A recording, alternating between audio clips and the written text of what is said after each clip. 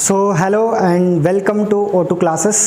जैसा कि आपने पिछले लेक्चर में देखा, हमने सॉल्यूशन चैप्टर को स्टार्ट किया है। चैप्टर 1 है केमिस्ट्री का 12th क्लास में, और इस चैप्टर के कुछ इम्पॉर्टेंट चीज़ जैसे कि सॉल्यूशन के कंपोनेंट्स क्या होते हैं, कैसे उसको पढ़ना है, ये सब हमने डिस्कस किया था।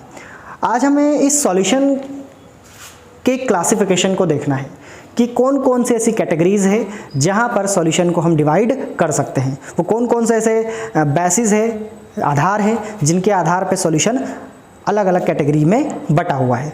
तो आइए सबसे पहले डिस्कस करेंगे हम सॉल्यूशन की क्लासिफिकेशन को, जो कि है पार्टिकल के आधार पे।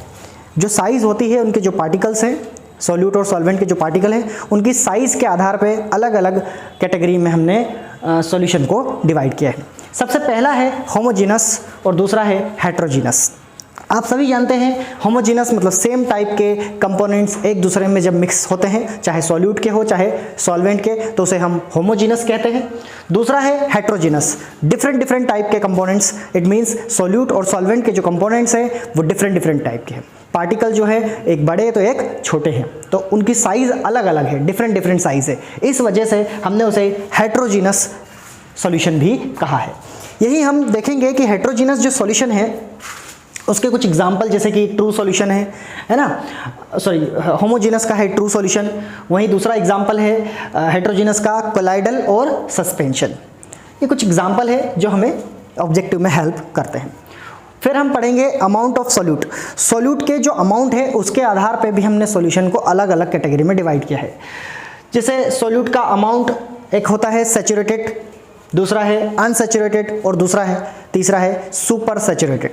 आइए इनको आगे चल के हम डिस्कस करेंगे। उससे पहले हम किन किन कैटेगरीज में डिवाइड कर सकते हैं उनको डिस्कस कर लेते हैं। इसके बाद स्टेट के आधार पर भी हमने सॉल्यूशन को डिवाइड कर रखा है, कैटेगराइज कर रखा है।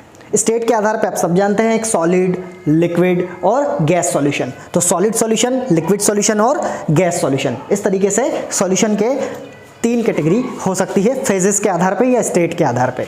वहीं कंसंट्रेशन के आधार पे उनका जो अमाउंट है सॉल्यूट और सॉल्वेंट का, उसके आधार पे भी हमने इसको 3 कैटेगरी में डिवाइड किया है, क्लासीफाई किया है सॉल्यूशन को।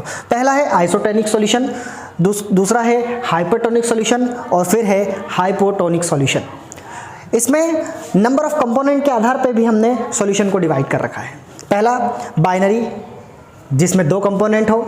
दूसरा टर्सरी या ट्राइनरी, जिसमें 3 कंपोनेंट्स देखने को मिलते हैं। और फिर है क्वार्टरनरी, जिसमें 4 कंपोनेंट्स देखने को मिलेंगे। एक सॉल्वेंट होगा और 3 या 3 से अधिक जो है यहाँ पर हमें सॉल्यूट देखने को मिलेंगे। तो आइए इन सब को हम डिस्कस करते हैं नेक्स्ट लेक्चर में। Thank you.